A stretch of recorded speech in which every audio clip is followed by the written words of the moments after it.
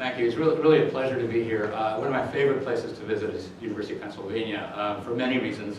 Number one, I've been a colleague of Martha's for many years and a huge admirer of her, so I'm really glad that she invited me, and I appreciate that. Number two, for those of you who've been in the field for a while, you know there's nothing more wonderful than seeing graduate students or postdoctoral fellows who you work with flourish independently. And so Sharon Thompson-Schill was a graduate student I worked with at Stanford. Also, Mackie was a postdoctoral fellow, and there's a current graduate student, Ann Park here, who I'm sure will follow in their awesome footsteps. So it's really always a particular pleasure to see the people you work with just flower independently and become such leading scientists. And so I'll be showing some work from Alice and Mackie as well today. So for all these reasons, it's really a pleasure. And people talk about the science of learning now, moderately commonly. This idea that there might be an exciting convergence of discoveries from psychology, some analytic methods from machine learning, of course the actual work in the education place in schools, to a certain extent at home. And I added this, I stole this figure from science, I added this question mark because maybe the most controversial element of this integration is what role neuroscience could or should or has played in understanding this in education. Because on the one hand, we know that in a sense all of education is brain plasticity. On the other hand, it doesn't help a student or teacher to say, you have brain plasticity, go use it, right? And I'll come back in a couple of different ways. I mean, how does this become actionable, or how does one imagine the role of neuroscience would be in efforts to make education more effective for more students? And there's been a lot of amazing claims made that now that we know so much more about the brain that we have, that teachers need to know about this, parents need to know about this, and in most cases, I don't think that's the truth at all of where we are yet. So you can buy rafts of books giving you brain-based teaching methods, whole brain teaching methods, left brain, right brain, brain-targeted teaching methods, and none of them, even if they communicate some good neuroscience tidbits that are of intellectual interest to people, none of them help the teacher teach more effectively, right? So I was at a conference, and I saw a motivational speaker, extremely animated. I wish I could be that animated, jumping up and down, and he was whooping and hollering, and they were all doing this.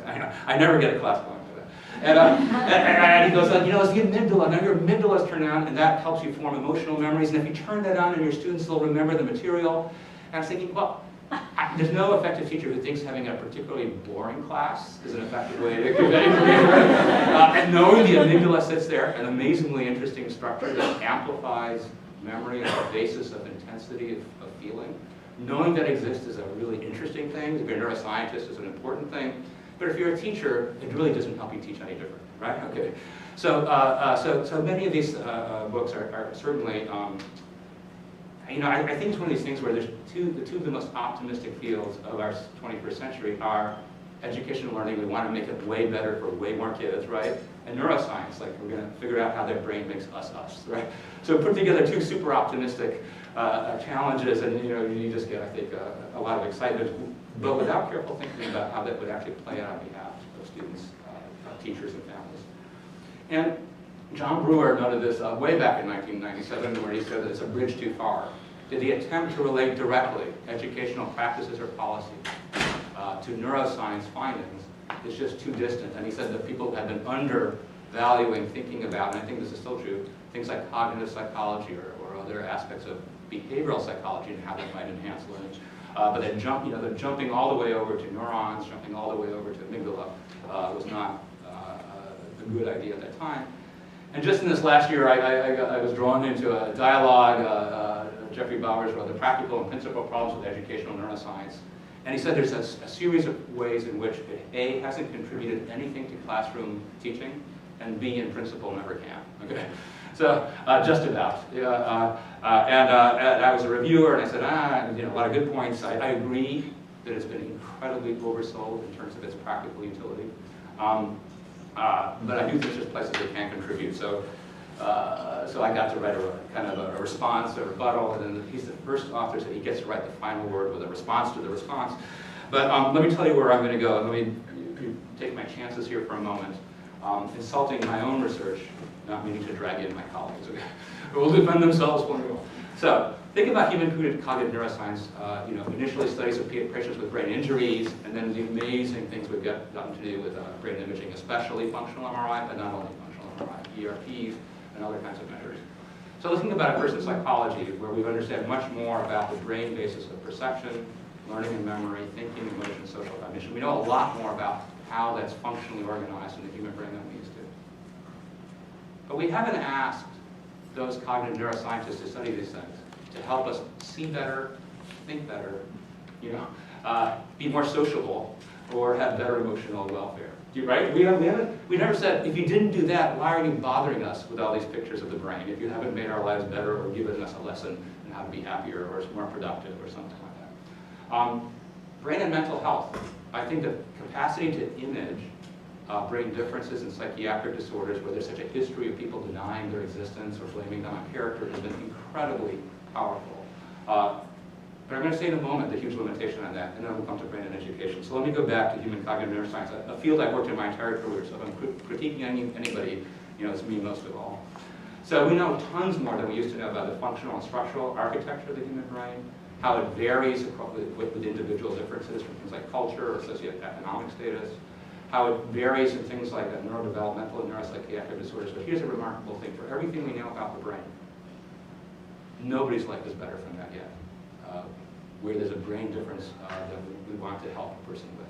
So like a drowning person pulls down their attempted rescuer, okay? I'm taking all of psychiatry and psychology with me down as we go on education. So consider this an amazing thing, and I think we have to be blunt with where we are and where we're not.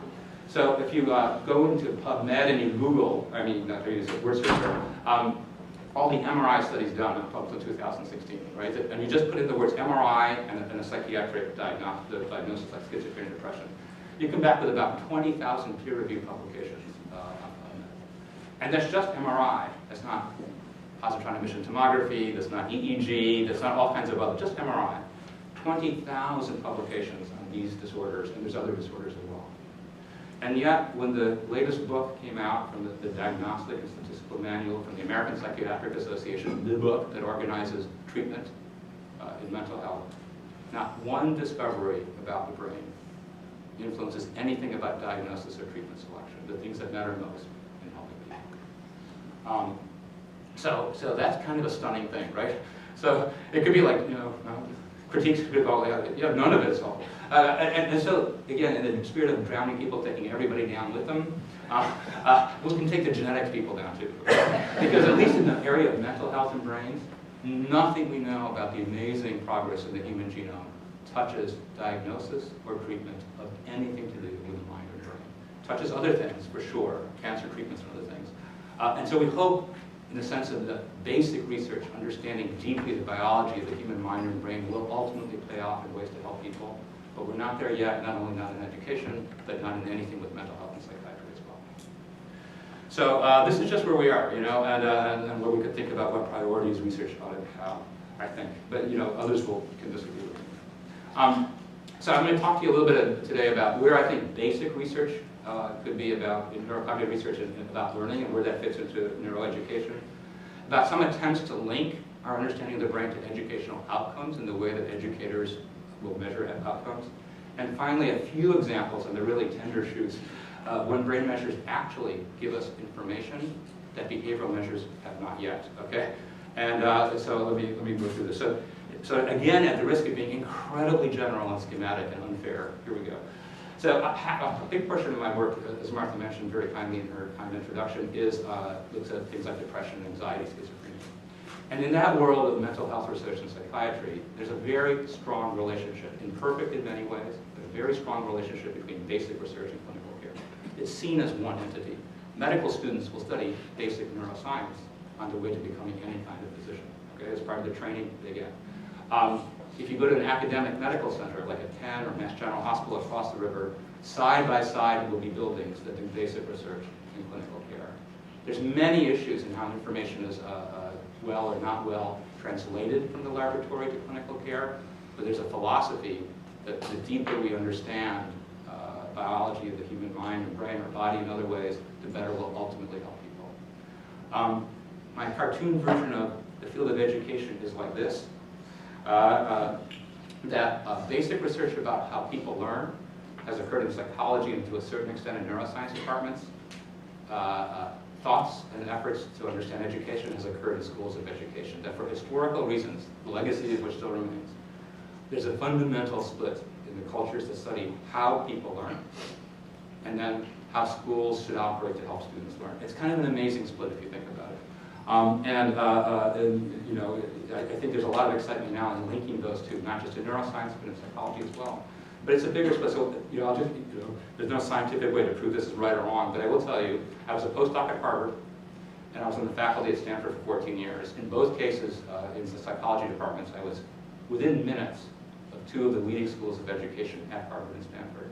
And I can tell you the communication between those psychology departments studying learning and the schools of education studying education was virtually zero.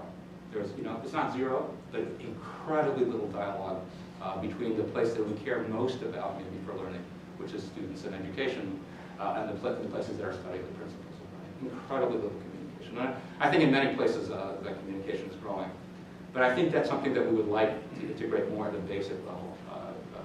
So what can we hope to do in this field? Well, usually what we think of in cognitive science or cognitive neuroscience is we want to be between inputs and outputs inside the black box. So what are the inputs that educators think about? Curriculum, teachers, teacher support, teacher training, class size, technology, learning time. And the outputs, and there can be huge discussions about these, and maybe we'll get to them at the end.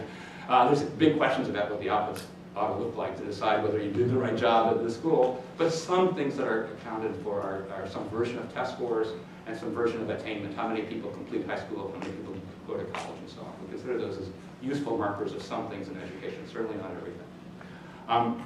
And so the idea is that for both cognition and social-emotional factors, you know, if we go inside the mind and brain, we might have some observations that we might just think about optimizing education. So Martha mentioned my roots back in cognitive neuropsychology when we study patients with injuries, and let me remind you for a moment about the two brain structures that we know are most important for learning new information. Learning new information is a big part of education. So we know that it's the medial temporal lobe, the hippocampus. I'll show you a picture of that, just a 1-minute refresher on this. But also to a certain extent, the dorsolateral prefrontal cortex, the front part of the brain. And here's the hippocampus. One on the left, one on the right. They're a small structure, about 2/3 the size of your thumb. I love this next picture just because I keep forgetting that hippocampus means seahorse, and it never looks to me like a seahorse in an arm. But here, you can be convinced why people decided this structure needs to be called a seahorse in Latin. And I had the privilege as a graduate student of working many hours with arguably the most famous neurological patient of the last century, the amnesic patient HM. So this is a man who was born in 1926. At age 16, he began to have epileptic seizures. By the age of 27, he was having them very frequently in a debilitating manner that sort of forced him to stay at home and secluded. And in an experimental surgery, William Stovall removed bilaterally on both sides of the brain the hippocampus, the amygdala, and surrounding tissue. This is the neurosurgeon's cartoon. As has been well reported originally by Brenda Milner and studied by many others, this is a man who, for all practical purposes, despite the removal of that very tiny percentage of his brain, was never able to form a new memory again for all the rest of his life. From that day forward, normal IQ, normal motivation, personality was maintained. Here's an MR scan, and it almost shows you how tiny the injury is, or the section. So here's this amazing structure of the hippocampus that lets us learn.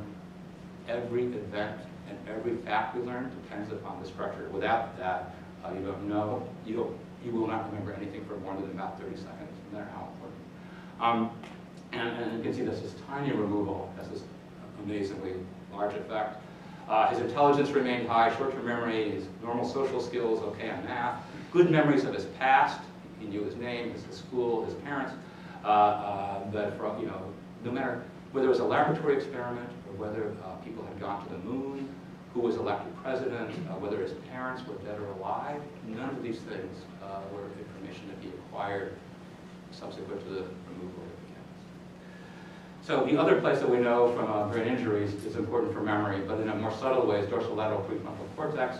Injuries here tend to diminish people's memories for details of experience, not what you heard, but maybe where you heard it, how recently you heard it, what we might call details of experience broadly. Now, one thing with imaging that we can do is look at stages of memory. The moment you have an experience and you think about it or feel it or hear it or see it, how the brain engraves it neurobiologically for long term, and then how you retrieve it to guide subsequent behavior. And imaging has allowed us to look separately at this stage, especially at encoding. And encoding is kind of a slightly boring psychology word or something like that, but it's actually the magic, because what you pay attention to is what you know. Right? If I ask you what you did a year ago today, it might be a tough one to answer, right? But if it was an important event for you, an important thing happened, you'll remember it well. So what you pay attention to is what you know, and in that sense, who you are. And so, and if you don't pay attention to something, you can experience it over and over and over again, as HM experienced, for example, historical events and watched lots of TV news and didn't remember something. But it can happen to you and me too. So here's the Google logo. On the days when it's not a special occasion, you get a special logo. And so you will instantly know which is the right color letter combination, because you probably Googled hundreds or thousands of times. Is that? But it didn't matter, you know, he didn't attend to the particular color as a particular letter, right? He didn't encode that information despite massive amounts. Oh, you checked it? Okay. I have to look at my own answer here, and the answer is on this one, is the correct one. Right? Okay. So the experiment we did was not quite as exciting as this. We showed people pictures of indoor and outdoor scenes, so we know they're looking. They push a button to say indoor or outdoor.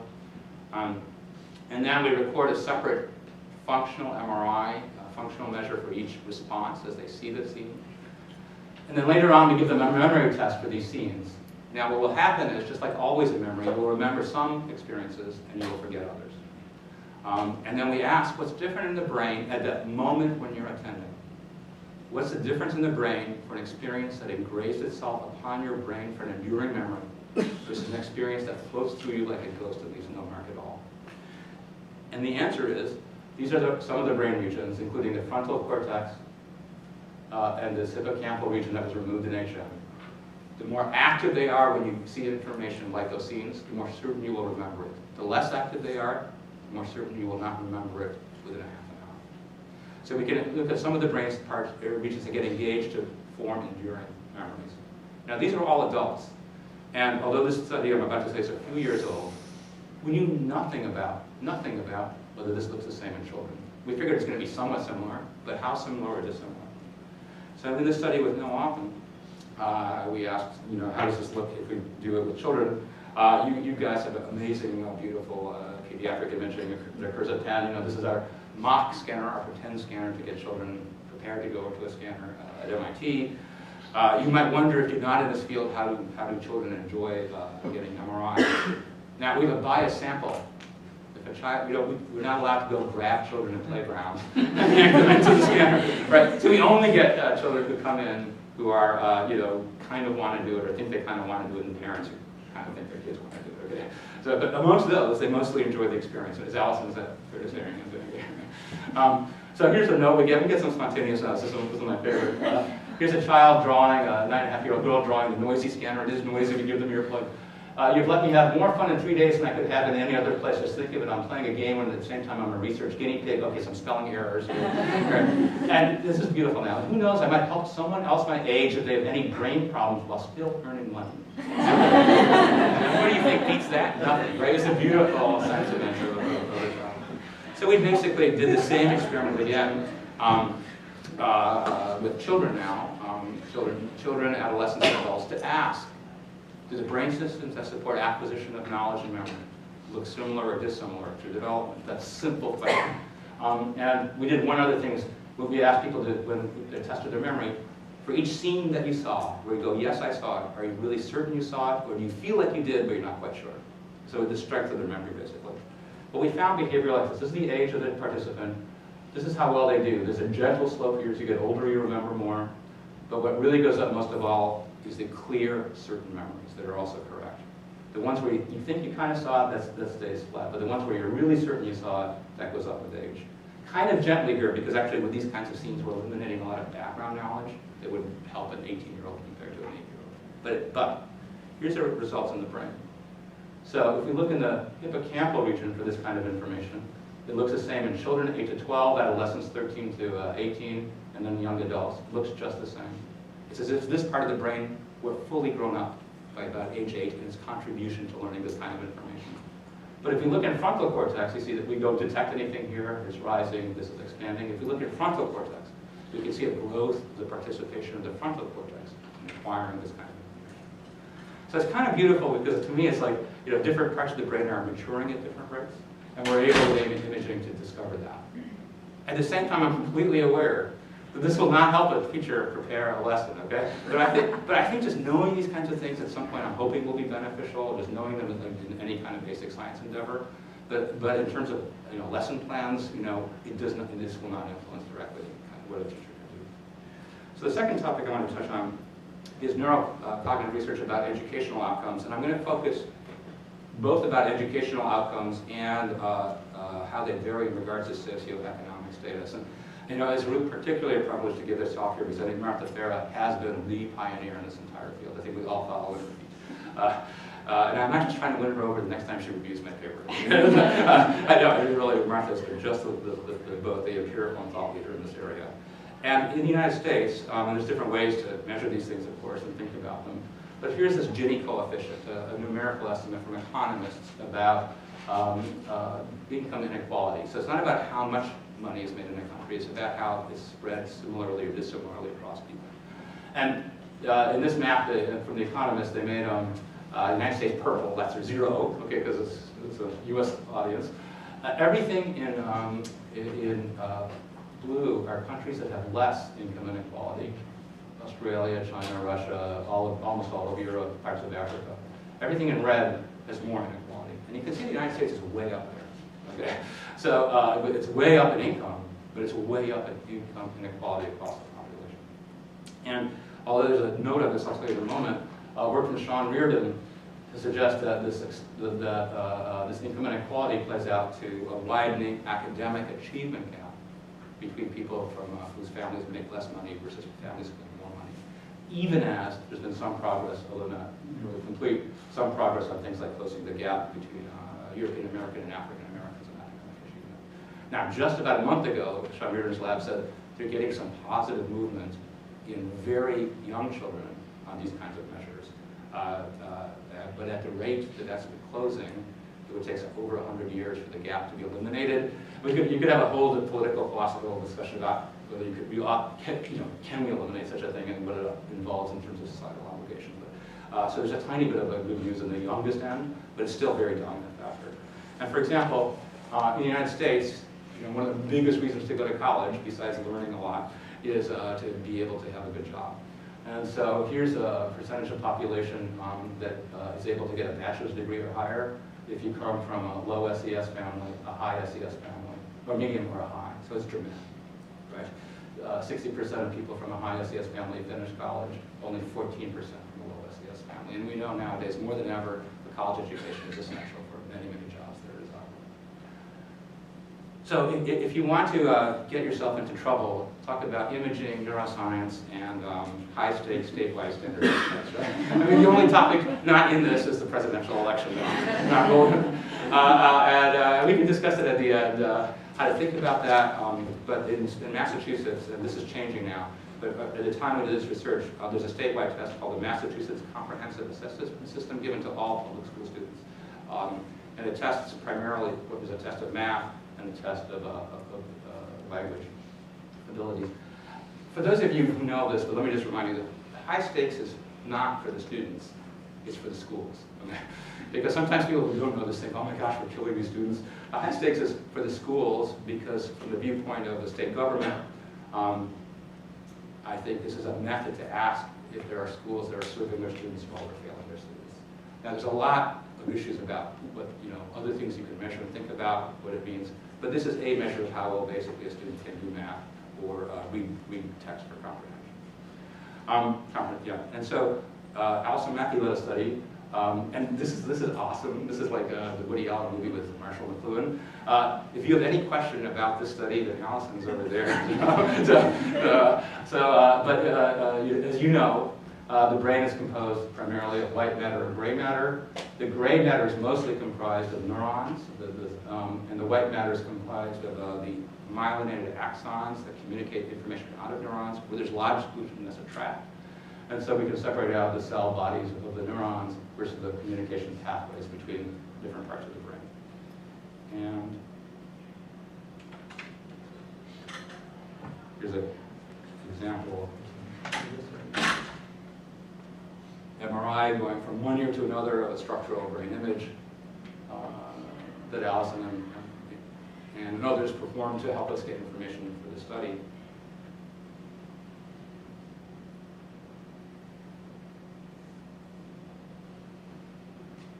And then Allison very carefully measured the cortical thickness, the thickness of the cortex, the 6 layers of the outer rim of the brain. That's important for, amongst other things, perception, language, and thought.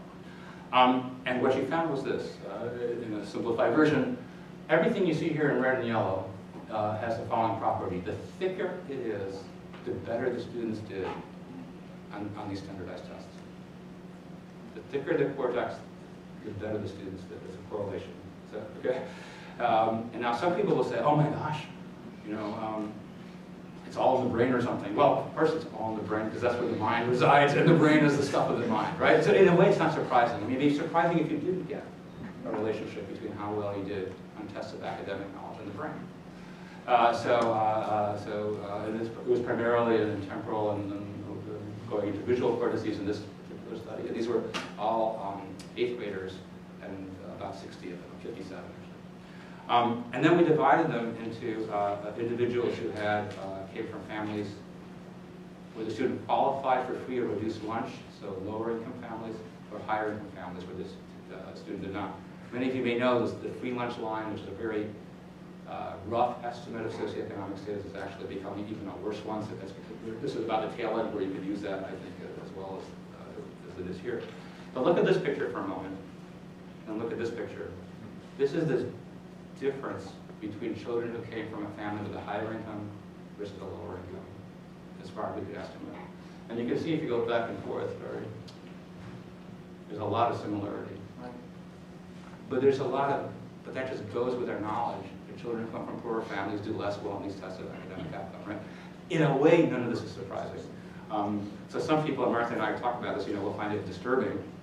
For some, because it seems like it's even worse news, but it's just saying what we know with overwhelming evidence, from schools, that you're better off for academic achievement to come from a higher income family than a lower income family plays out in the brain and the signal.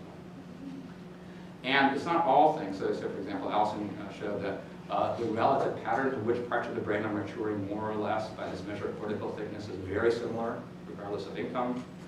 Or if we looked at things like, for example, white matter properties, that looked very similar. So it's not everything, but the cortical thickness it was. And this is kind of this idea that having a thicker cortex correlates with better test performance. And having a thicker cortex goes with coming from a higher income family. It's kind of surprising for the following reason, although consistent with a lot of data, it's kind of surprising for the following reason. When we look at typical development from age 5 to young adulthood, this is work from NIH, the cortex is constantly thinning in all parts of the brain, at different rates in different parts of the brain, but it's constantly thinning. So a mark of typical brain development is constant thinning. And the cortex of a 3 to 5-year-old is thicker than your cortex, okay? Because we understand it would be a pruning strategy. So I love this movie that the NIH investigators did. This is your life from 4 to college degree. Ready?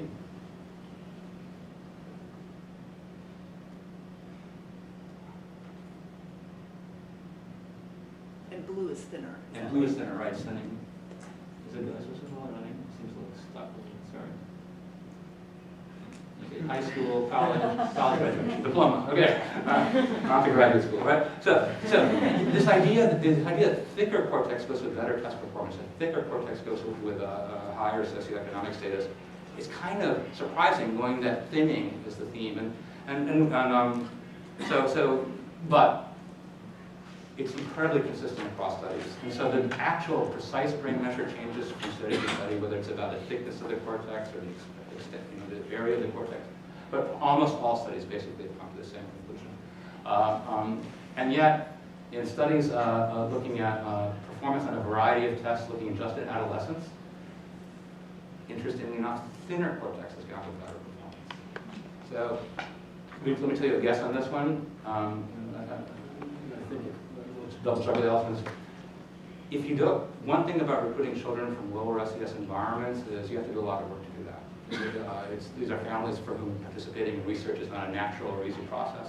compared to family. In fact, I have to tell you, often when we just put on, listservs and get participants, often our youngest participants have higher IQs than our young adults who spontaneously come in. And why is that? Because who decides on reading on, some sort of a flyer or listserv that a really excellent use of a Saturday for a 5-year-old is to go to MIT and get his or her brain scanned, right? it's pretty much a family that's like, wants their kid to get ready to go to an Ivy League school like right away, right? So you have a huge bias in who you see in the vast majority of research. And you have to make a considerable emphasize. We think this is reflecting variation amongst typically volunteering higher SES students, but we don't know that.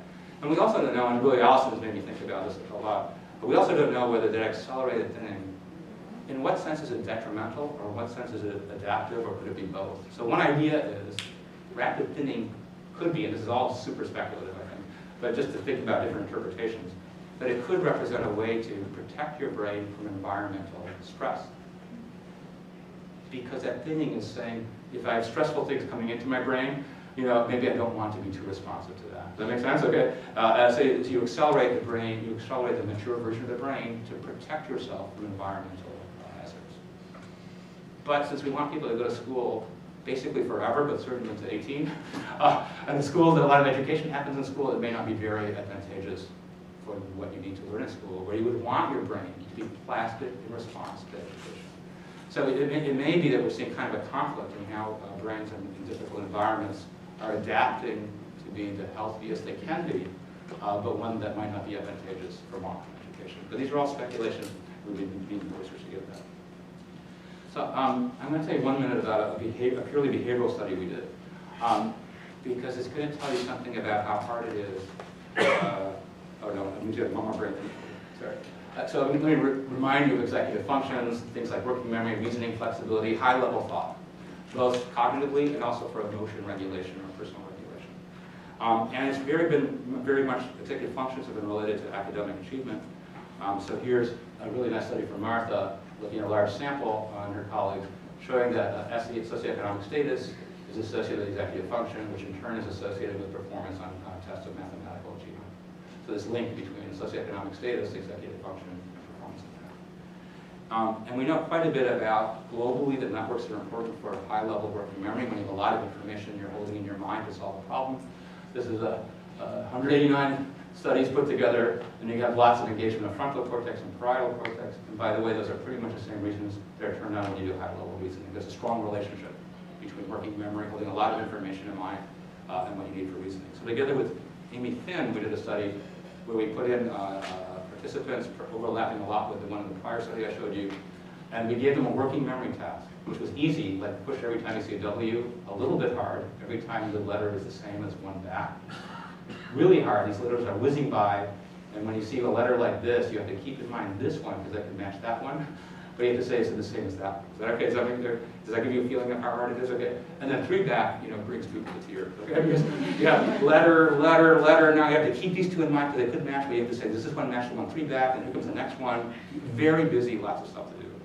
And as you might imagine, behaviorally, as you go from the easy conditions to the hard conditions, performance falls off. It's a greater demand on the brain. So here's the first observation on this functional MRI, switching to function now, the fMRI, which is that as people have to work harder and harder to remember more and more information, working memory capacity is being filled up. We see activation in frontal cortex and parietal cortex just like we expect in these 8th graders. Next we ask, is there a relationship to an educational outcome measure, namely performance on the mathematical statewide test? And the answer is yes. The more they're able to activate parietal cortex, the better they do in the statewide test. And then again, we ask what's the difference between children coming from higher and lower income families. And we get this huge difference between them. More activation in response to working memory demands than children coming from high-level, higher income families. And I'll pick one example to show you what's going on. So we could take spot A, which is in this prefrontal cortex. 0, 1, 2, 3, 4, getting harder and harder. And you can see in the one back, the 2 groups of higher and lower income children are performing just about the same in the brain as they do behaviorally. But as the demand goes up, the children from more advantaged environments keep pushing up the brain activation, which keeps pushing up their performance, we think, or it's associated with that, correlated with that. And whereas it sort of tails off and flattens out in the individuals from lower income families.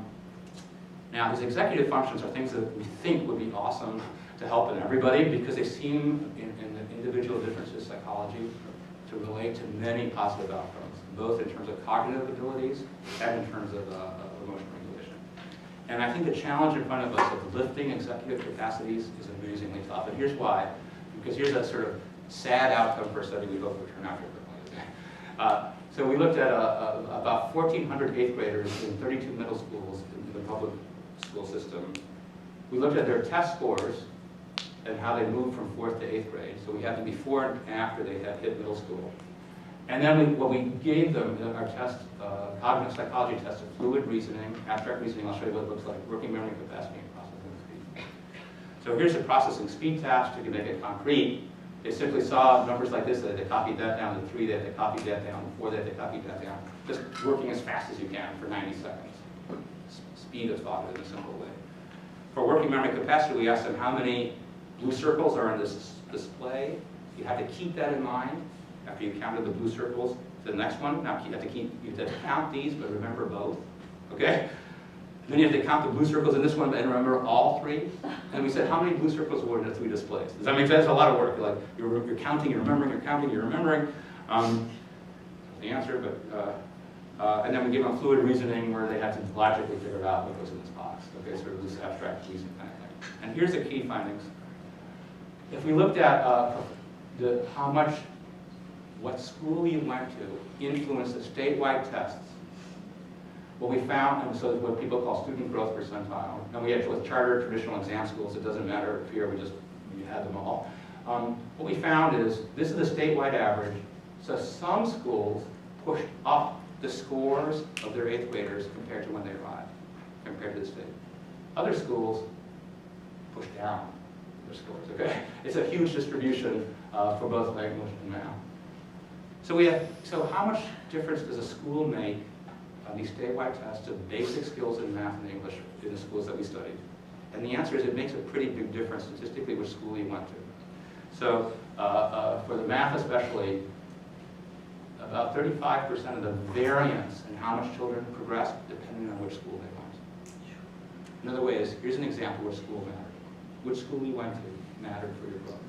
Less strongly for language arts, but also something.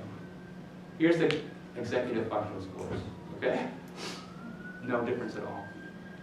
And the reason why we thought there might be a difference is we thought you might get, for all the things the school does right to lift student performance. And it's a huge treatment effect. You know, it's not 1 week in a laboratory, it's not 2 weeks at home playing a computer game. It's every day for 3 or 4 years, all day long. In schools, I can tell you that make a difference on behalf of these students, work ferociously in an urban school system to get their students to rise, okay? So it's a huge treatment effect. It has a huge educational impact on their test scores, but no free ride for their executive capacities that we could measure. We thought all that, effective teaching would push up problem-solving abilities, processing speed, working memory capacity, for all that mental effort on behalf of the teachers, on behalf of the students that got them better at math and reading. Would these things rise as part of that process? And they don't appear to as far as we can measure it. So I've shown you brain differences associated with academic achievement. We don't know their source. Let me start with this. We have no evidence in this about whether it's genetics, environment, and certainly there's things that interact. Doesn't mean it's fixed. We know there's brain plasticity throughout life. And so, it's not that pessimistic, but we don't understand it in depth either. And then before I turn the corner, I want to say one very new result that's going to be provided at Society for Neuroscience. So, one of the most famous findings in the study of socioeconomic status and its relationship to early cognitive abilities is the so-called 30 million word gap. So this is a study from Hart and Risley, incredibly widely cited, that basically recorded home language in families that came from different income levels, also education levels, both, so, low, middle, and high. And they tape recorded painfully for the graduate students who had to count the number of words, fairly big home samples of home natural conversation before children went to school. And they estimated, and this is why this number became famous, and people fight about the number, but the details don't matter. They estimated that the difference on day one when a child arrives at kindergarten who comes from a highly educated, higher income family, that child has heard 30 million more spoken words than his or her peer from a low income, less educated family. And they said, and that's meant this huge idea that, that's day one in kindergarten, and now you're asking the schools to, do something about the child has heard 30 million more words. But within families of higher or lower income, this is just giving a sense of variation. There's quite a bit of variation in it. It's not, some people talk a lot with their kids and some don't, regardless of income. It's just an average. It's much more conversation that occurs between parents with higher education environment. So now this kind of research is a little easier, and this is work from Rachel Romeo, because you can put a device into a child's some article of clothing, and it fairly automatically, not perfectly, counts the number of words that are spoken at home between a parent and a child, as well as the conversational turns that occur between a parent and a child. And it turns out that conversational turns, what people call serve and volley, is real discussions between a child and a parent, not barking out orders like "don't do that," "see you later." I mean, stuff some of us do as parents here and there. But where you go, really talking back and forth. That seems to be almost the most important measure of all. It's correlated, of course, with the number of words spoken, but that may be the most. So in our small data set with 60 children, with a range of socioeconomic status, 46 in age, here's our SES estimate. Here's the number of words spoken per hour. We reported about 2 days of natural speech at home. And there's somewhat of a relationship. And here's the vocabulary that's the result or correlated with that. It's all correlation. So there's big differences in vocabulary and pretty big differences in number of spoken words. But the thing that we can add to the story, and it's just a brain picture, it doesn't tell you how to fix this problem, is if we bring these children in, as Rachel did, and have them hear speech, and we compare forward speech that you understand versus backward speech that you don't, that's a sort of a perception. And we said, what turns out, the more your parents have conversational turns with you, the more you turn around language areas and Broca's cortex. Okay. And the other thing that's really interesting about this is that the effect was much more powerful about the number of conversational turns than it was about the socioeconomic status in this sample of 60. Okay, so for example, here's 2 girls, same age, but and same SES. The top one here is about 1,000 conversational turns per day. The bottom about 500. Look at that difference. They're matched on SES. They're matched on age. They're 2 girls, but this girl had a ton of conversational turns compared to this girl. So this is, as people have said, if you could encourage conversational turns in families, the conversational turns seems like they can overwhelm many of the SES differences. But of course, there's reasons why people feel more relaxed or more stressed in terms of these conversations. I mean, it's a complicated story. So for the last 5-8 minutes, I want to tell you about a couple examples, and there's very few, about where we think brain measures literally outperform behavioral measures. And this is where you could imagine that brain imaging will contribute to knowledge. Everything I've shown you until now, we knew the behavior before. All we've done is discover something about the brain basis of that behavior. Martha mentioned I've worked on dyslexia. About 10% of children who struggle to learn how to read. And as many of you know, for everybody who works in child acquisition of language, their job is to figure out how do children and caretakers do it so brilliantly, right? No manual for anybody, shouldn't work. Yet almost every child under decent environmental situation picks up their native language. That's not the story for learning to read, right? Every parent is nervous about how their kid's going to do in school. The school is nervous about how they're going to do with students. I mean, learning to read is basically a boot camp, right? That begins in Massachusetts in the middle of kindergarten or first grade, depending on where you are.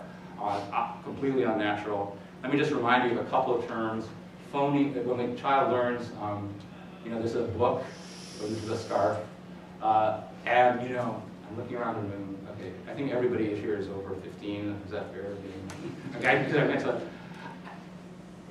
here's what we ask children to do, in my opinion. Like sooner or later children discover, well, Christmas doesn't really work with somebody coming down the chimney, or the Easter eggs appeared. I'm sorry.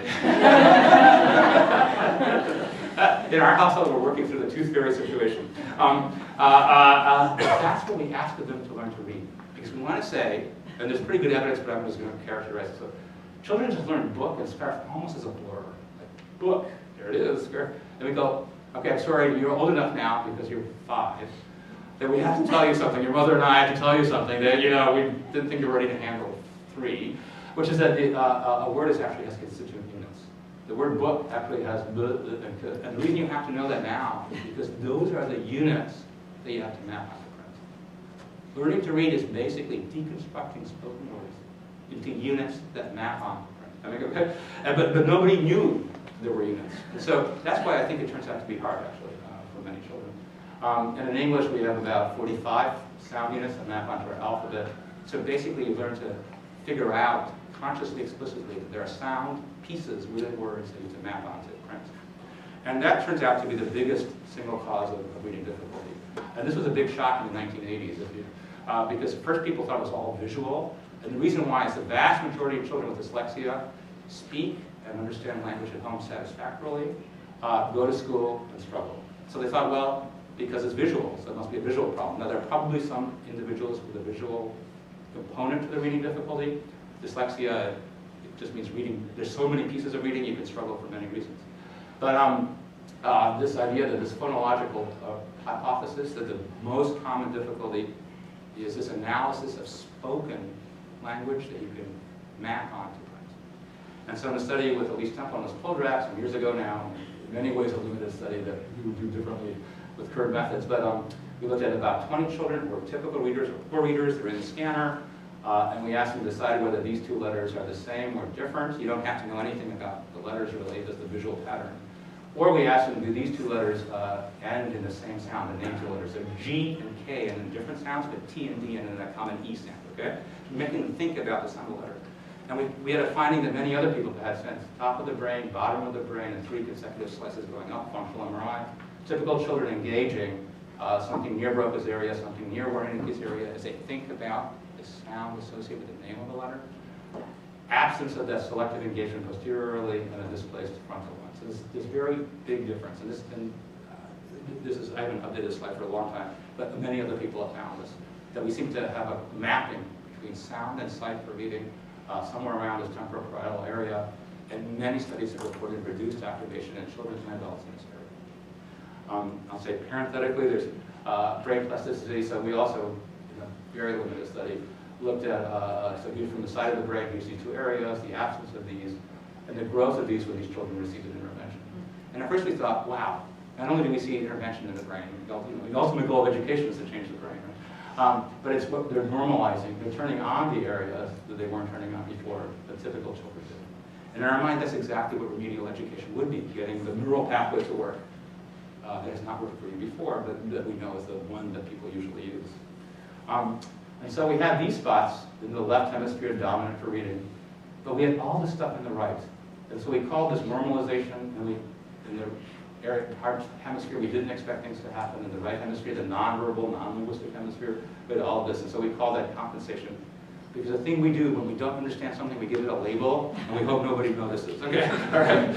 So in this study, I want to say 2 things. I'm not going to go deeply into this now, but we're working really hard. We want to use statistical methods that we believe will get us predictions of the future of people that are reasonably accurate at the level of the individual child. And that's essential, because you can't help people on averages. You can't see on average. You have to be able to make a call at a single level like you do for a patient when you make a clinical judgment.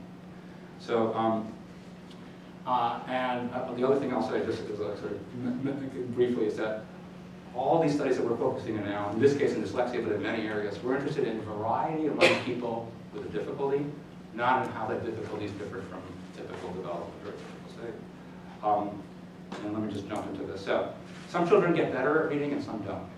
And so with Fumiko Heft, what we did is we gave slightly older children a rhyming task like you had before. Now we gave them words, and because we're mean people, the ones that rhymed didn't look the same. Okay, so we're making people think about the sounds associated with words. And we looked at 25 children, and 20 typically reading children. At time 1, we measured fMRI, a measure of brain structure, and 17 behavioral measures of IQ, reading, and language that are widely used in both clinical and educational research. Then we saw them 2.5 years later. And we said, how are they doing? A longitudinal study. So let me tell you how they did. So this is performance for single word reading. This is the average of the population. These are our controlled children. And you could be saying, wow, 2.5 years and they're hardly reading any better. You know, which school system is that? And the answer is it's age adjusted, okay? So they're reading well for their age, and they're reading well for their age. It's age adjusted. So they're reading well. Here's a clinical cutoff. And here's the two groups of children who are poor readers. One group makes some progress, and one group does not. And this was our preordained or a priori outcome measure, but if you look at these same children at reading comprehension, and reading comprehension is the most important measure. It's not where they get the word right, it's where they get it right enough to understand the paragraph, okay? These children make huge progress. So here's the big surprise. If we look at the beginning, can we predict which child will make huge progress and which ones don't?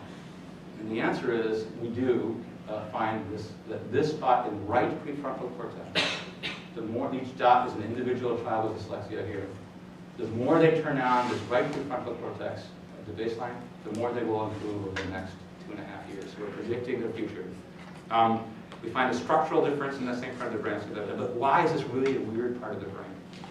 Well, one thing we know is as children learn to read, initially they use both hemispheres to understand print. There's pretty good evidence for this. And the reason why is when you begin to read, letters are a visual-spatial puzzle. If you've ever been around a child trying to decide whether that letter is a B or a D, it's as if they were trying to solve the creation of the universe, right? Yeah, and they go in and they look at B, D, B, D. And that's a typically developing child. And so as they become better readers, things get left lateralized. This is the language hemisphere, and it's useful to have print go right into language and not be treated as a visual-spatial mystery in the right hemisphere. Okay, so we see a shift to the left for letter processing and word processing. We also see, as for single word reading, for simple tasks, that whereas younger readers turn on a fair bit of the frontal cortex, again because of problem solving. What is that word? You know?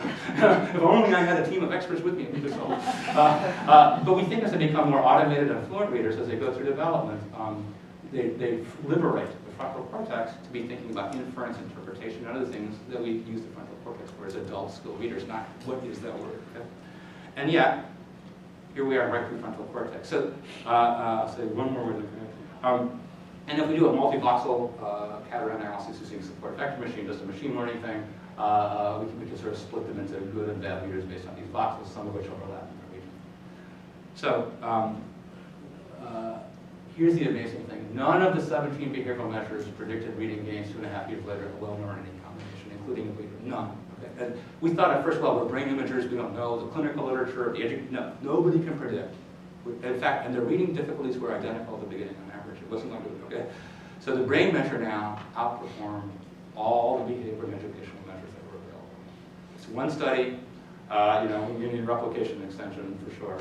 And in our best analysis, we were 92% accurate in telling you child by child whether they would be ones who would make substantial gain in the next 2.5 years or not. So why do I think that's important? First of all, it's a brain measure that tells us something that no behavioral measure currently tells us. Okay, so we made one step in that direction. Number two, for those children who are going to gain, if you tell the parent, I have good news for you, your child will make substantial progress in 2.5 years. They're not going to be the most awesome reader, but they're going to read well enough to do pretty well in lots of things.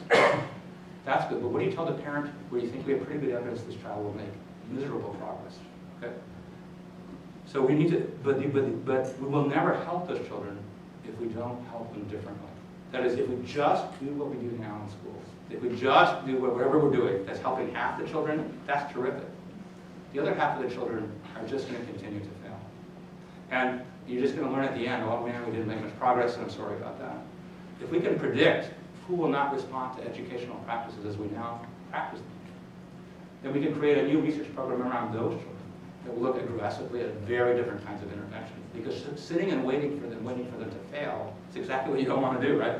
But we need to know who's in that group, because if we just treat everybody as the same, reading disorder, we will never develop a targeted, individuated remediation to help those children for whom typical learning interventions are. My last data slide.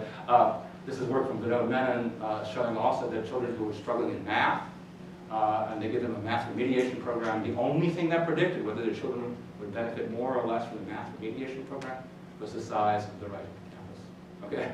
So these are just a few studies, but no behavioral measures that children, IQ didn't predict it, working memory ability didn't, initial math ability. So, there's only a few of these studies out there in the domains of education. But, you know, and it doesn't have to be, tomorrow morning, somebody at Penn might discover a behavioral measure that's better than all of this, or at least as good as this. Okay?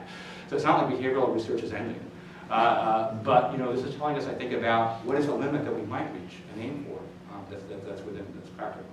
So, last slide is, I've talked to you about basic research, I've talked to you about educational outcomes like test scores, I've talked to you about the idea that brain measures might help us do better individuated education, try to do prediction so that you can do prevention, not failure. We wait for failure now, okay? In so many forms of education and in the mental health arena as well. I do have a wonder, you know, it is a fair question to ask whether this will be, you know, this kind of work is most relevant for learning difficulties. That is, for the many children who don't have learning difficulties, it's a little less clear to me, because I think, this is a huge interpretation, what's holding back a child, you know, that is brain-based in a way that we understand. There's something different about the brain of a child who struggles with math, who struggles with reading. But for the 75% of children who don't have any of those problems, you know, it's less clear for me what that evidence would look like from the brain. So I've had phenomenal collaborators, including some in this room, and thank you very much.